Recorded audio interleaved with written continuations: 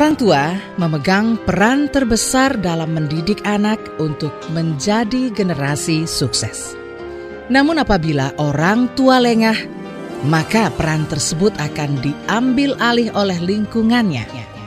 Mari kita ambil kembali peran itu dalam mendidik anak melalui program Indonesian Strong from Home bersama Ayah Edi.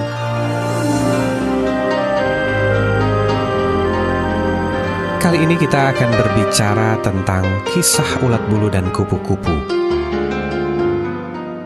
Para orang tua dan guru yang berbahagia dimanapun Anda berada. Pada suatu hari, ada seorang ibu yang membeli beberapa pohon bunga yang ada di pot.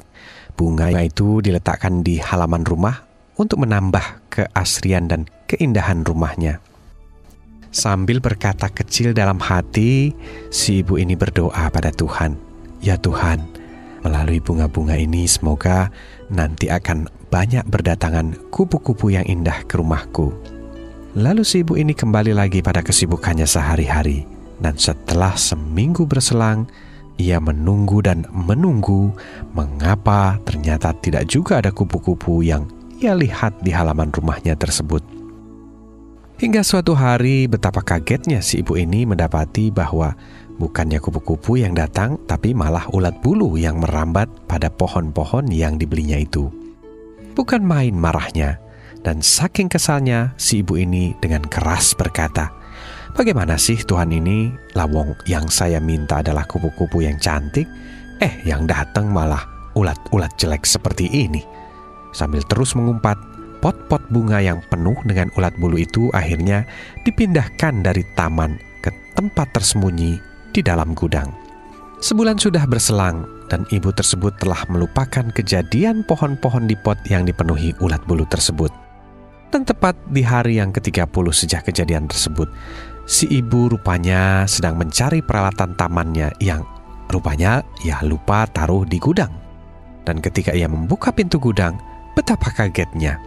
Ia melihat begitu banyak kupu-kupu yang berwarna-warni dan sangat indah memenuhi gudang tersebut. Pada saat pintu gudang dibuka, kupu-kupu itu satu demi satu mulai berterbangan keluar untuk mencari bunga-bunga di sekitarnya. Yang luar biasa ini telah membuat si ibu tadi menjadi terdiam dan tertegun. Ia tidak bisa berkata-kata lagi, melainkan hanya memandangi satu persatu kupu-kupu yang keluar dari gudang menuju tamannya. Dan tanpa sadar, kakinya bergerak melangkah mengikuti arah kupu-kupu tadi terbang. "Alangkah indahnya tamanku saat ini," si ibu berujar dalam hati. "Ya Tuhan, ternyata ulat bulu yang dulu jelek itu kini telah berubah menjadi seekor kupu-kupu yang begitu cantik dan menawan. Seandainya saja dulu aku tahu," katanya dalam hati, "mungkin aku tidak akan pernah mengeluh dan merasa terusik dengan keberadaan mereka." Wahai para orang tua yang berbahagia dimanapun Anda berada, begitulah kita para orang tua dan guru pada umumnya. Seringkali melihat dan menilai anak-anak kita bak ulat bulu yang mengganggu dan membuat kita gatal untuk selalu mengeluh, marah, dan berusaha untuk menyingkirkan mereka. Anak kita tak ubahnya seperti ulat bulu yang seringkali dinilai berdasarkan sisi negatifnya saja. Di balik itu semua ada sebuah proses metamorfosa yang tersembunyi. Ya, sisi indah yang kelak akan dimunculkannya saat mereka dewasa. Para orang tua yang berbahagia dimanapun Anda berada, saya sering mendengar banyak orang tua dan guru yang mengeluhkan anaknya yang katanya hiperaktif dan tidak mau diam atau tidak bisa duduk tenang. Padahal sesungguhnya kelak anak-anak ini akan menjadi orang yang sangat dinamis. Kelak mereka akan mampu mengerjakan berbagai tugas dalam waktu yang bersamaan, atau malah memimpin lebih dari satu perusahaan tanpa merasa kesulitan sama sekali. Ada juga orang tua yang mengeluhkan anaknya yang katanya keras kepala dan susah sekali diatur. Padahal sesungguhnya kelak anak-anak semacam ini akan menjadi pimpinan-pimpinan organisasi atau perusahaan yang sangat berhasil dengan peningkatan karir yang amat sangat pesat. Atau ada juga orang tua yang mengeluhkan anaknya yang katanya pemalu dan sulit sekali bergaul.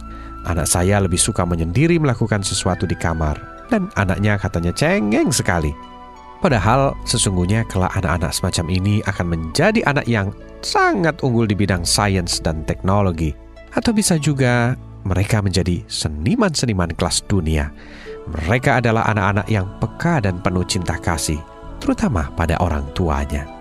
Lain lagi, misalnya ada orang tua yang mengeluhkan anaknya katanya terlalu cerewet dan tidak tahu malu. Bahkan cenderung malu-maluin katanya.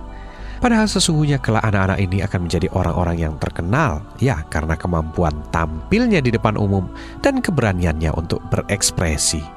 Para orang tua dan guru yang saya cintai dimanapun Anda berada, begitulah sejarah telah membuktikan berkali-kali bahwa anak-anak yang dulunya pada saat kecilnya dianggap sebagai anak yang aneh dan menyebalkan seperti ulat bulu, namun nyatanya setelah mereka dewasa justru menjadi orang-orang yang sangat sukses dan terkenal di kehidupan.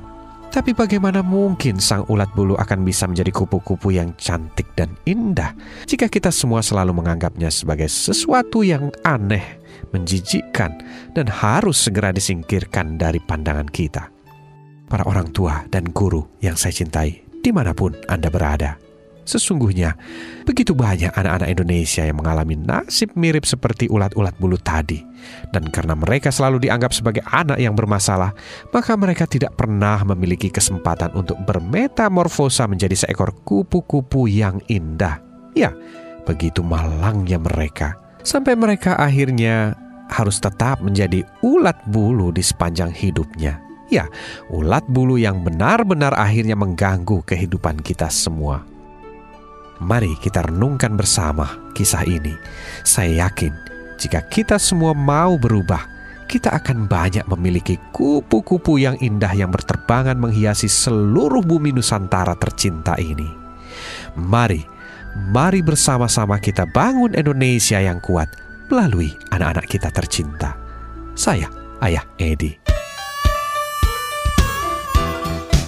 Demikian tadi telah Anda ikuti Indonesian Strong From Home bersama Ayah Edi. Untuk informasi, konsultasi, workshop, dan seminar, hubungi 0816 182 2323 atau email ke ayahedi@ayahedi.com. Kunjungi websitenya di www.ayahedi.com dan nantikan selalu live talk show-nya setiap Sabtu pukul 10 sampai 12 waktu Indonesia Barat.